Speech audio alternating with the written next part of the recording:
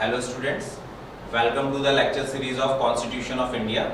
आज हम अपने सेकंड लेक्चर में टॉपिक जो पढ़ेंगे वो है कॉन्स्टिट्यूएंट असेंबली। ठीक है, तो कॉन्स्टिट्यूएंट असेंबली का जो बेसिकली रोल है वो इतना ज़्यादा इम्पॉर्टेंट है क्योंकि कॉन्स्टिट्यूएंट असेंबली को बनाया इसलिए गया था ताकि हमारे इंडिया का जो कॉन्स्टिट्यूशन है वो फ्रेम हो सके। तो ये किस तरीके से कॉन्स्टिट्यूएंट असेंबली बनी थी उसको समझेंगे और इसका क्या रोल रहा है ना, इसको आज के टॉपिक में, आज के वीडियो में हम कवर करेंगे।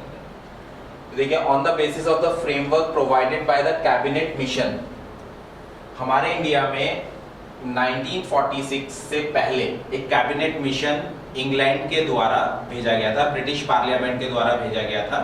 और इस कैबिनेट मिशन का जो मेन ऑब्जेक्टिव था वो ये था कि कैसे इंडियंस को पावर का ट्रांसफर किया जाए। अभी तक ब्रिटिशर्स के पास जो पावर थी वो सारी पावर अब कैसे इंडियंस को ट्रांसफर करनी है, इसलिए कैबिनेट मिशन जो है इंडिया में भेजा गया था। अब देखिए, आप नीचे देखेंगे तो बेसिकली कैबिनेट मिशन है क्या, इसको समझ लेते हैं। कैबिनेट मिशन जो है वो फरवरी 1946 में भेजा गया था और उस टाइम में 1946 में ब्रिटेन में जो गवर्नमेंट थी वो एटली गवर्नमेंट थी, वहां के जो प्राइम मिनिस्टर थे एटली थे। तो उन्होंने मिशन मतलब एक कैबिनेट भेजा जिसमें 3 मेंबर थे। कौन कौन 3 मेंबर थे? Pethick Lawrence, Stafford Cripps and A V Alexander. ये वहां के पार्लियामेंट के बेसिकली जैसे कहते हैं मेंबर ऑफ पार्लियामेंट वो थे। उनको इंडिया भेजा गया। इन तीनों को मिला के बोला जाता है कैबिनेट मिशन। और इनका मेन काम ये था कि ये क्या करेंगे, इंडिया में आके इंडिया के जो उस टाइम पे लीडर थे जो स्वतंत्रता संग्राम में पार्टिसिपेट कर रहे थे, जैसे जवाहरलाल नेहरू जी हो गए, मोहम्मद अली जिन्ना हो गए, महात्मा गांधी हो गए, उनके साथ डिस्कशन करना और कैसे आगे फर्दर जो गवर्नमेंट है, जो पावर्स है, इंडियन लीडर्स को सौंपना, है ना। तो इसका मेन काम ये था। तो इसी कैबिनेट मिशन ने एक फ्रेमवर्क दिया, एक क्या कहते हैं कि एक प्रपोजल रखा। उस प्रपोजल में ये कहा गया कि इंडिया जब इंडिपेंडेंट होगा तो इंडिया को चलाने के लिए इंडिया का अपना कॉन्स्टिट्यूशन या संविधान होना चाहिए। तो अब उस संविधान को कौन बनाएगा? तो इन्होंने एक सुझाव दिया कि इंडिया के अंदर क्या होना चाहिए, एक कॉन्स्टिट्यूएंट असेंबली बनाई जाए और उस कॉन्स्टिट्यूएंट असेंबली को ये काम दिया जाए कि वो क्या करें, अपना संविधान बनाए। Constituent Assembly was constituted in 9th December 1946। तो ये जो Constituent Assembly बनाई गई ये 9 दिसंबर 1946 को बनाई गई, है ना। जैसा हम लोग जानते हैं 15 अगस्त 1947 को हम लोग इंडिपेंडेंट हुए, तो उससे लगभग कुछ टाइम पहले 6-7 महीने पहले ये असेंबली फॉर्म की गई। और इस असेंबली का मेन काम क्या था? इंडिया के लिए कॉन्स्टिट्यूशन फ्रेम करना। ठीक है। The constitution making body was elected by the Provincial Legislative Assembly constituting 389 members, included 93 from princely state and 296 from British India। इसको समझ लेते हैं।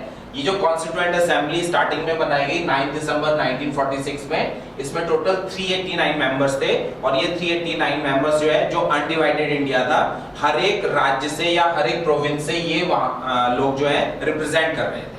जैसे आज की डेट में भी हम देखते हैं कि पार्लियामेंट में जो सांसद होते हैं, मेंबर ऑफ पार्लियामेंट होते हैं, ऑल ओवर इंडिया से होते हैं, अपने अपने कॉन्स्टिट्यूएंट असेंबली को वो क्या करते हैं, रिप्रेजेंट करते हैं। तो ऑल ओवर इंडिया से ऐसे 389 मेंबर्स लिए गए थे इसमें, जिसमें से 296 जो थे वो ब्रिटिश इंडिया के थे। यहाँ ब्रिटिश इंडिया का मतलब ये है इंडिया का वो पार्ट जो पूरी तरीके से ब्रिटिशर्स के कंट्रोल में था। तो वहां से 296 मेंबर लिए गए और 93 मेंबर लिए गए प्रिंसली स्टेट। अब ये प्रिंसली स्टेट क्या है?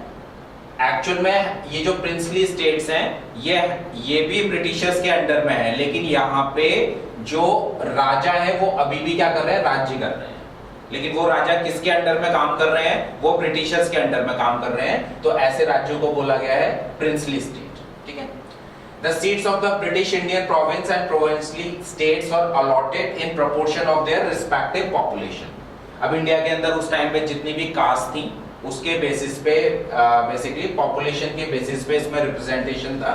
और इसमें जो सीट्स थी वो मुस्लिम्स, सिख और जितनी भी और कम्युनिटी थी उनके बीच में पॉपुलेशन के बेस पे डिवाइड की गई। इसके अंदर जो ये 389 मेंबर है, जो कॉन्स्टिट्यूएंट असेंबली हमारी फॉर्म हुई, इसमें सोसाइटी के हर एक सेक्शन को रिप्रेजेंटेशन दिया गया।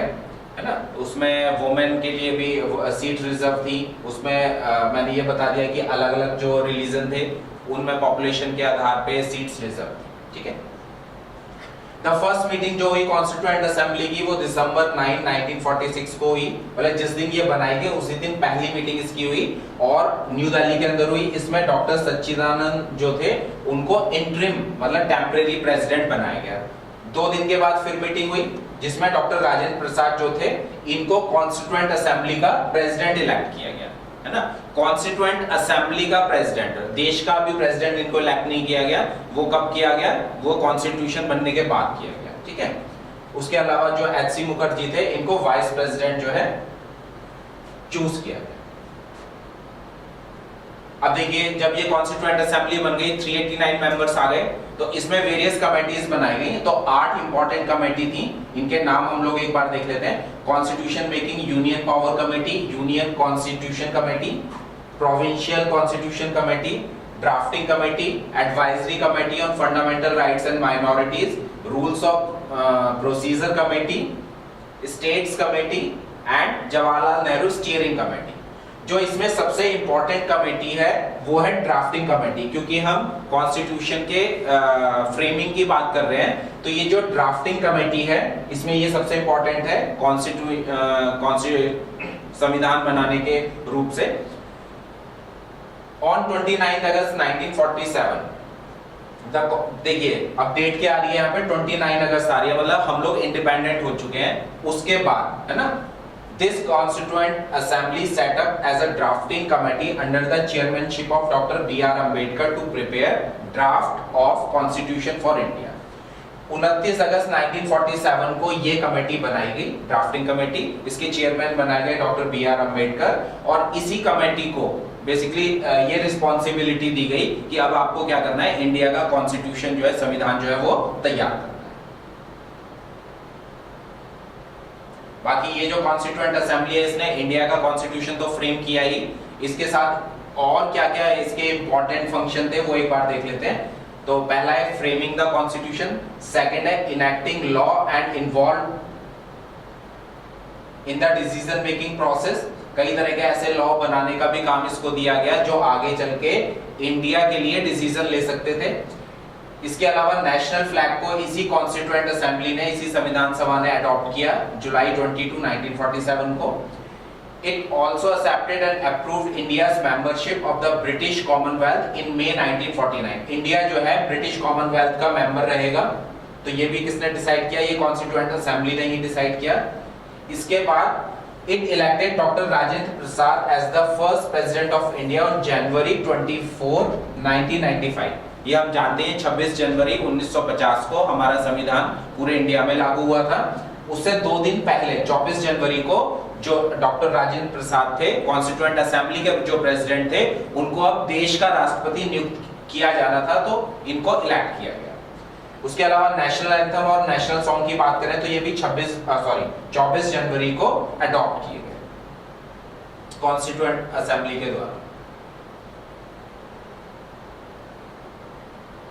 नाउ कुछ फैक्ट देख लेते हैं।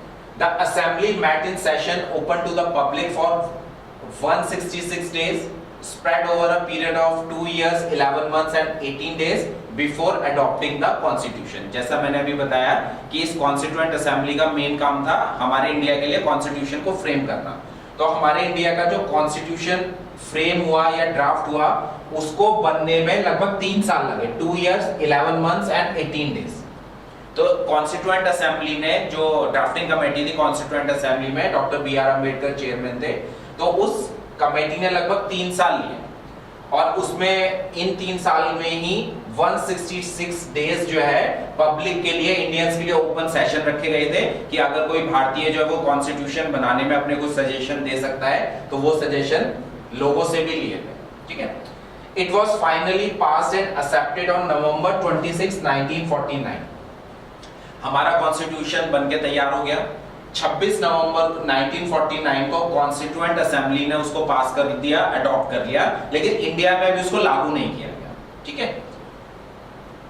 308 मेंबर्स जो थे उन्होंने इसके ऊपर साइन किए। इसकी 2 कॉपीज बनाई गई, एक हिंदी में बनाई गई, इंग्लिश में बनाई गई, और 24 जनवरी 1950 को इन दोनों कॉपीज के ऊपर 308 मेंबर्स ने जो है सिग्नेचर किए। अब देखिए, जनवरी 1950 में हमारा देश जो है इंडिपेंडेंट हो चुका है, कॉन्स्टिट्यूशन हमारा बन चुका है। जब मैंने स्टार्टिंग में बताया था कि यहाँ पे जो मेंबर थे टोटल 289 मेंबर थे। जब इंडिया और पाकिस्तान बने वाला हम लोग इंडिपेंडेंट हुए तो इंडिपेंडेंस से पहले जो हमारी कॉन्स्टिट्यूएंट असेंबली थी उसमें वो मेंबर भी थे जो पाकिस्तान के एरिया को, जो एरिया पाकिस्तान में चला गया उसको रिप्रेजेंट कर रहे थे। तो वो लोग, उन्होंने ये डिसाइड किया, कुछ लोगों ने उसमें से मेंबर्स ने, कि हम पाकिस्तान में रहना पसंद करेंगे, तो वो कॉन्स्टिट्यूएंट असेंबली का पार्ट नहीं रहे। उसके बाद वो पाकिस्तान चले गए और पाकिस्तान में और लोगों के साथ मिलकर उन लोगों ने पाकिस्तान का कॉन्स्टिट्यूशन फ्रेम किया। इंडिया में जो लोग रह गए, जो इंडिया में कॉन्स्टिट्यूएंट असेंबली के मेंबर थे, उसमें बाद में कुछ मेंबर्स को और जोड़ा गया, इसलिए यहाँ पे नंबर 308 है। तो इन लोगों ने अडॉप्ट किया और इस पे साइन किया। अब देखिए यहाँ पे जब 26 नवंबर 1949 को बेसिकली क्या कहते हैं, इसको अडॉप्ट कर लिया गया, तो लगभग 2 महीने का वेट किया गया 26 जनवरी 1950 का। उसके पीछे रीजन, हिस्टोरिकल रीजन ये है कि 26 जनवरी 1930 को लाहौर में इंडियन कांग्रेस का एक सेशन हुआ था। वहां पे जवाहरलाल नेहरू जी ने पूर्ण स्वराज की मांग की थी और तिरंगा जो झंडा है हमारा वो फहराया। तो उस हिस्टोरिकल इंपॉर्टेंस को देखते हुए ये तय किया गया कॉन्स्टिट्यूएंट असेंबली के द्वारा कि 26 जनवरी 1950 को हम अपना संविधान लागू करेंगे। ठीक है। Same day the assembly elected Dr. Rajendra Prasad as the President of India, which came into effect on January 26, 1950, और इसीलिए हम इस डेट को रिपब्लिक डे ऑफ इंडिया की तरह सेलिब्रेट करते हैं। आज के लेक्चर में इतना ही। Thank you.